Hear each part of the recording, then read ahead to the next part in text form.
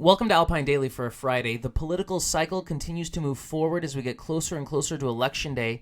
And if you're anything like me, you're probably disappointed at this point. You're disappointed that all the ads on television, on the radio, they're not about having an honest political conversation. They're not about sharing ideas and debating ideas and moving forward. Instead, they're all about attacking people. One camp attacks another camp, or one candidate attacks another candidate. And these commercials are full of lies and gossip.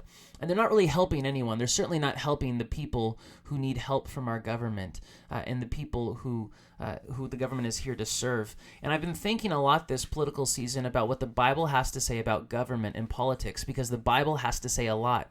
God created the government. Government was his idea. Humans didn't create government. God created government. And so I'm calling this devotion The Politics of Prayer. And it comes from 1 Timothy chapter 2, verses 1 through 2. Let me share this verse with you right now.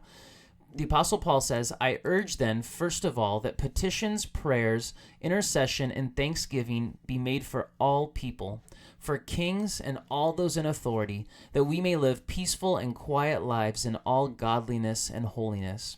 The Apostle Paul commands the church to pray for those in authority. If you have a king or a queen, to pray for your kings or queens and all the people in your government. If you have a president and a Congress and prime ministers or a parliament, whatever it is, as Christians, we have a responsibility to pray for those people.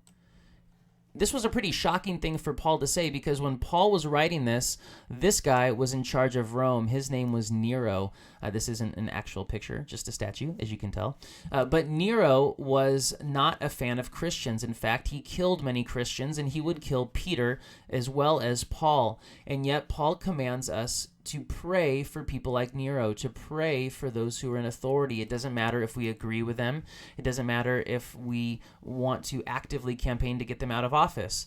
We have a responsibility as Christians to pray for our leaders. And Paul says that we do that so that we may live peaceful and quiet lives in all godliness and holiness. So I really want to encourage you this political season that maybe the most important thing that you and I can do as Christians is to pray for our political leaders. We don't have to agree with everything they say, but we do have to pray for them. And I've just thought through several things that we could pray for our leaders, things that I pray for our leaders that are based on the Bible. Pray that they would know God. That's really what Paul wants to see happen in 1 Timothy chapter 2.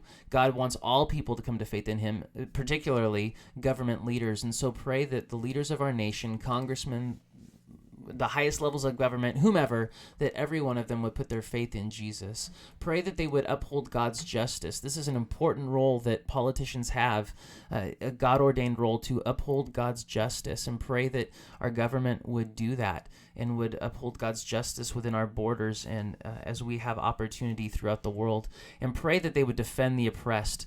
God says that's one of the main reasons that he has given the government to defend the oppressed, the widow, the orphan, the poor, those who are in need. And so pray for our leaders that they would take their God-ordained responsibilities seriously and be committed to praying for them this political season.